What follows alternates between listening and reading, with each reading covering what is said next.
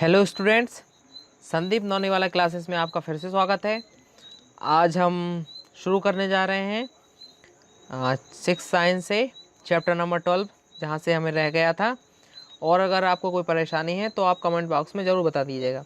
तो चलिए आगे बढ़ते हैं।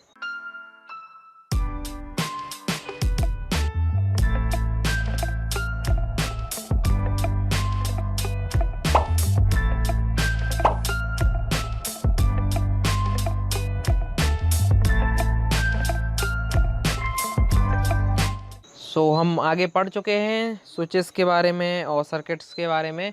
अब हम आगे बात करेंगे विद्युत चालक तथा विद्युत रोधक, मतलब जो विद्युत इलेक्ट्रिसिटी को उसका विरोध करते हैं और जो इलेक्ट्रिसिटी अपने अंदर से जाने देते हैं। तो हमने अपने सभी क्रियाकलापों में परिपथ को पूरा करने के लिए धातु के तार को उपयोग किए हैं।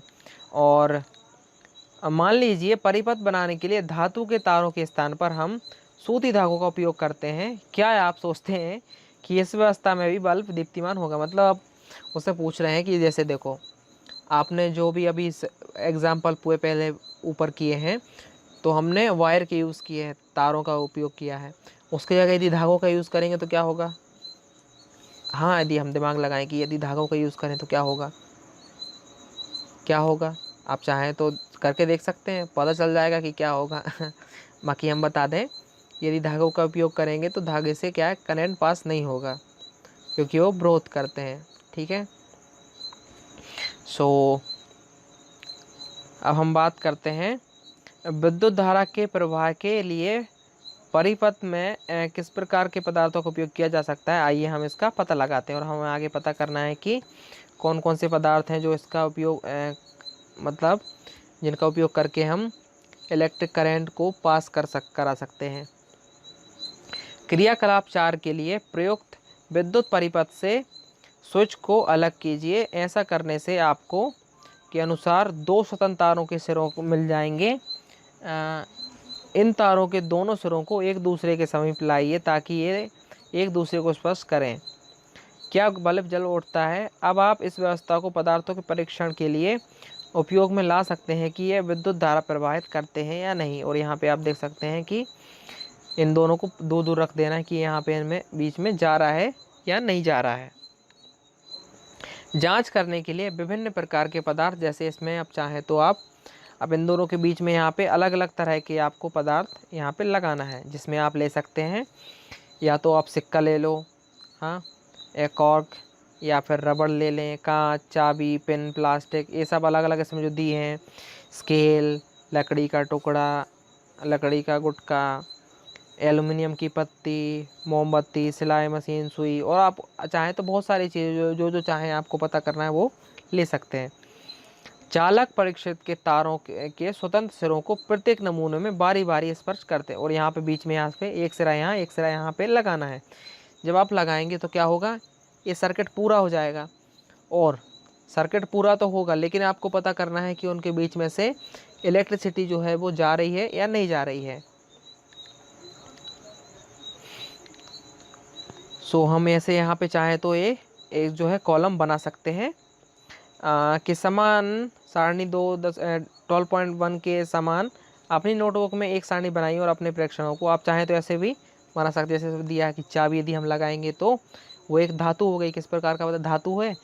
तो धातु है, तो धातु से जो है इलेक्ट्रिक करंट पास होता है। तो यहाँ पे लिख दिया कि बल्ब जलता है। हाँ, और रबड़ में रबड़ उसका विरोध करती है, तो रबड़ से जो करंट पास नहीं होता है तो उसमें बल्ब नहीं जलेगा। आप क्या पाते हैं कि परीक्षण के लिए उपयोग किए गए कुछ पदार्थों के तारों के स्वतंत्र सिरे लगाने पर बल्ब दीप्तिमान नहीं होता है। इसका अर्थ यह है कि ये पदार्थ विद्युत धारा को अपने अंदर से प्रभावित नहीं होने देते हैं। इसके विपरीत बल्ब के जलने से यह पता चलता है कि कुछ पदार्थ अपने अंदर से विद्युत धारा का प्रभाव होने देते हैं। तो इन पदार्थों को हम विद्युत धारा प्रवाह होने देते हैं, इन्हें हम विद्युत चालक कहते हैं। अब यहाँ पे आप चाहें इसको अंडरलाइन कर सकते हैं, मतलब जो पदार्थ विद्युत धारा का प्रवाह होने देते हैं उन्हें हम विद्युत चालक कहते हैं। मतलब एक पूरा सर्किट जब कंप्लीट हो जाएगा तो उसे हम विद्युत चालक कहेंगे, जब जिस पदार्थ से होते हुए जाएगा। और जो पदार्थ रोकते हैं उन्हें क्या कहते हैं, विद्युत रोधक। मतलब विद्युत रोधक अपने अंदर से विद्युत धारा को प्रवाहित नहीं होने देते हैं।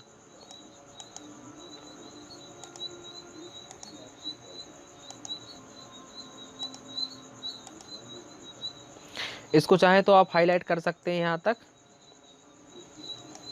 और यहाँ तक।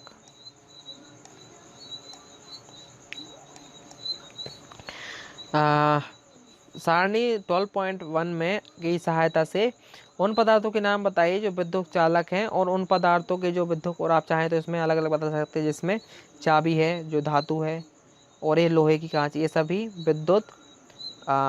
विद्युत चालक हो गए, और जो रोक रहे हैं वो ये सभी विद्युत रोधक हो गए। आपने क्या निष्कर्ष निकाला, कौन से बस पदार्थ विद्युत चालक होते हैं। जितने भी मेटल की जो हैं वो सभी विद्युत चालक रहते हैं, मतलब जो धातु हैं वो सभी विद्युत चालक रहते हैं।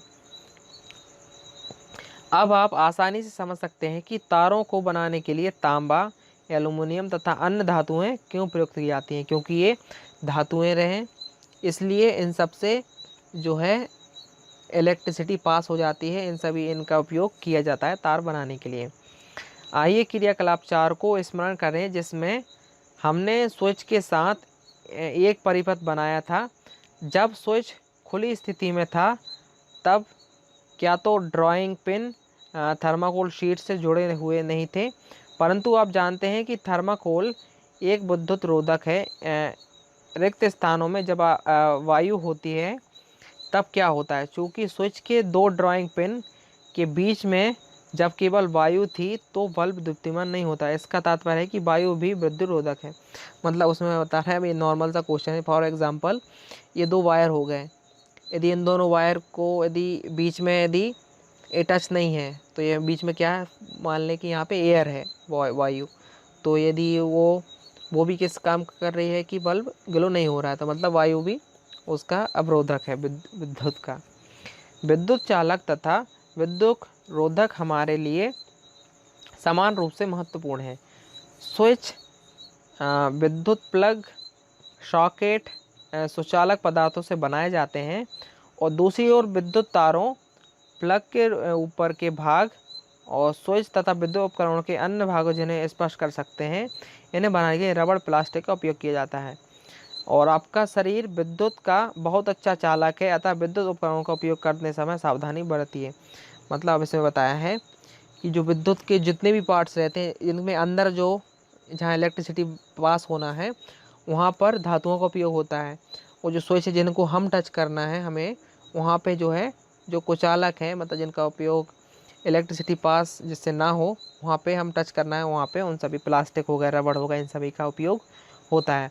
और हमारी जो बॉडी है वो बहुत अच्छी क्या है, चालक है। मतलब हमारे शरीर से बहुत जल्दी ट्रांसफ़र हो जाता है और इलेक्ट्रिक करंट, तो जब भी हम टच करेंगे तो हमें बहुत ख़तरनाक तरीके से झटका लग सकता है, और कई बार बहुत नुकसान भी हो जाता है और डेथ भी हो जाती है। इसलिए आसानी से इसको मतलब ऐसे सावधानी रखना है जब भी आपको इलेक्ट्रिसिटी वगैरह का उपयोग करना है। सो हम इंग्लिश में बात करते हैं। Electric conductors and insulator. Conductor मतलब जिससे इलेक्ट्रिसिटी पास हो जाती है, इंसुलेटर मतलब जो इलेक्ट्रिसिटी पास नहीं होने देते हैं। In our activities we have used metal wires to make a circuit. मतलब हमने सर्किट बनाने के लिए मेटल वायर का यूज़ किया। Suppose we use a cotton thread instead of a metal wire to make a circuit. मतलब यदि जैसे मेटल की जगह थ्रेड का यूज़ करेंगे तो क्या होगा, मतलब बल्ब नहीं जलेगा क्योंकि वो इंसुलेटर है। Do you think that the bulb will light up in a such a circuit? What material can be use in electric circuit so that the current can pass through them? मतलब जब उनसे current pass हो रहा है तो कौन सा material use किया है वो हमें देखना है। Disconnect the switch from the electric circuit you use for activity 4. This would leave you with 2 free ends of wire as shown in the figure. अब यहाँ पे हम 12.12 में जो दिखा हुआ है यहाँ पे आपको ले लेना है कि हमें देखना है कि कौन कौन से पदार्थ हैं और कौन कौन से मटेरियल हैं जो इंसुलेटर हैं, कौन से मटेरियल कंडक्टर हैं। Bring the free end of the 2 wire close to let them touch each other. Does the bulb light up? मतलब जब हम इन दोनों को टच करेंगे तो बल्ब जलेगा आसानी से। and you can now use the arrangement to test whether and given material allows current to pass through it or not। मतलब हमें अलग अलग मटेरियल जो यूज़ करना है, जैसे इसमें दिया हुआ है collect samples of different type of materials such as cotton, cork, rubber, glass की पेन, प्लास्टिक, ये सभी चीज़ जो है आप इन सभी को बहुत सारी चीज़ों को आप ले सकते हैं। One by one bring the free end of the wire of the tester in the contact with the two ends of the samples you have collected. Make sure that the two ends, two wire do not touch, or each wire you are doing so does the bulb glow in each case and make the table। और आप इसमें चाहें तो इन सभी की एक table बना सकते हैं, एक एक करके आपको उन दोनों के बीच में यहाँ पे वायर के बीच में लाना है। तो जैसे कील है वो मेटल की है, और नेल वगैरह आयरन नेल, तो वो सभी मेटल के, तो बल्ब ग्लो करेगा। What do you find? The bulb does not glow when the free end of the wire are in contact with the some of the material you have tested. मतलब कुछ ऐसे material रहेंगे जिनसे आप test करेंगे तो bulb नहीं जलेगा। This means that these material do not allow the electric current to pass through them. On the other hand some materials allow electric current to pass through them, which is indicated by the glowing bulb। material which allow electric current to pass through the is called conductor of electricity। मतलब जिनके द्वारा electricity pass होती है उन्हें हम conductors कहते हैं। और इंसुलेटर मतलब उनके द्वारा पास नहीं होती है। तो यदि आप डिफाइन करेंगे तो insulator do not allow electric current to pass through them, so these are called insulators. With the help of the table 12.1 आप इनकी इसकी मदद से यहाँ पे बहुत सारे लिस्ट बना सकते हैं कि कौन से कंडक्टर हैं, कौन से इंसुलेटर हैं। तो जैसे अब जो की है, नील्स होगा, ये सभी बल्ब जल रहा है तो इसमें हम कहेंगे ये कंडक्टर है, और ये सभी इंसुलेटर्स हैं। What do you conclude?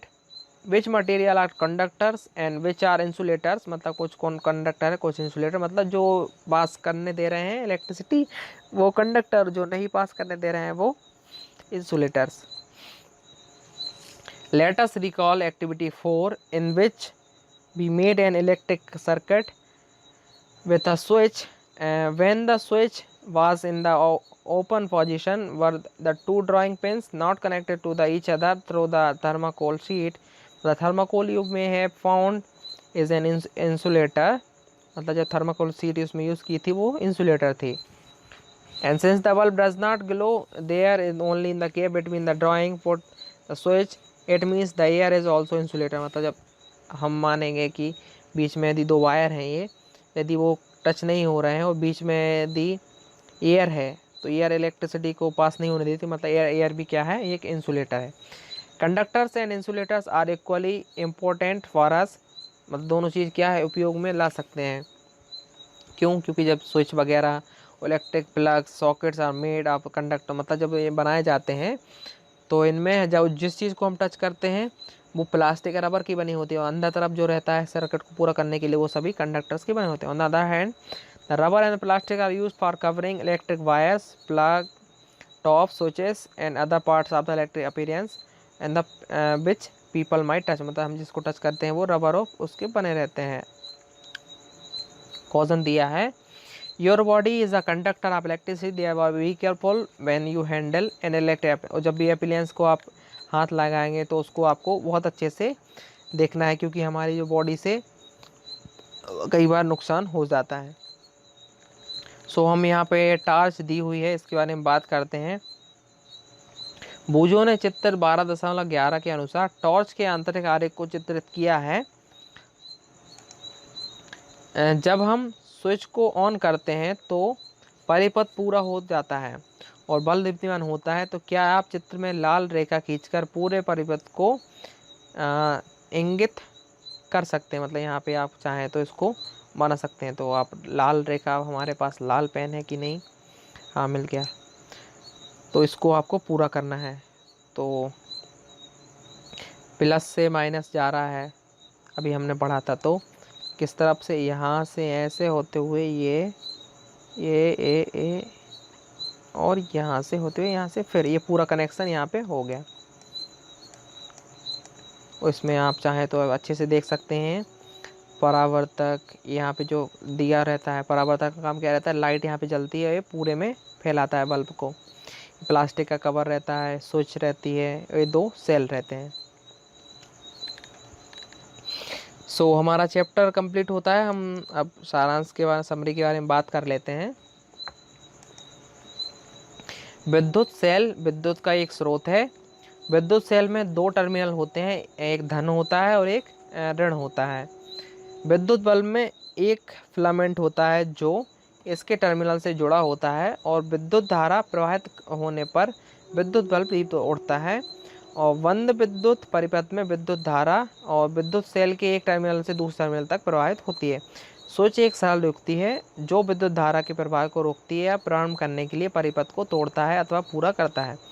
जिन पदार्थों से होकर विद्युत धारा प्रभावित हो सकती है उन्हें हम विद्युत चालक कहते हैं, और जिन पदार्थों से होकर विद्युत धारा प्रभावित नहीं होती है उन्हें हम विद्युत रोधक कहते हैं। इंग्लिश में हम बात कर लेते हैं समरी के बारे में। Electric cell is a source of electricity. An electric cell has 2 terminals, one is called positive और while other is called negative. An electric bulb has a filament that is connected to its terminals. The electric bulb glows when electric circuit passes through it. In a closed electric circuit, the electric current passes from one terminal of the electric cells to the other terminal.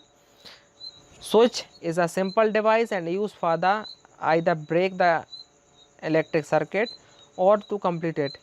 Material that allow electric current to pass through the same them called conductors, and the material do not allow electric current to pass through them are called insulators. So हमारा जो chapter है यहाँ पे close होता है। और अगर इसमें आपको कोई भी परेशानी है तो आप चाहें तो कमेंट कर सकते हैं, और अगर आप नए हैं तो चैनल को सब्सक्राइब कर लो जिससे और आप आगे वीडियो देख सकें। तो फिर मिलेंगे नए चैप्टर के साथ, तब तक के अच्छी प्रैक्टिस करो, क्योंकि आप प्रैक्टिस नहीं करोगे तो आप जो है अच्छे से पढ़ नहीं पाएंगे और अच्छे मार्क्स नहीं ला पाएंगे। सो मिलेंगे अगले वीडियोस के साथ, तब तक के लिए बाय बाय।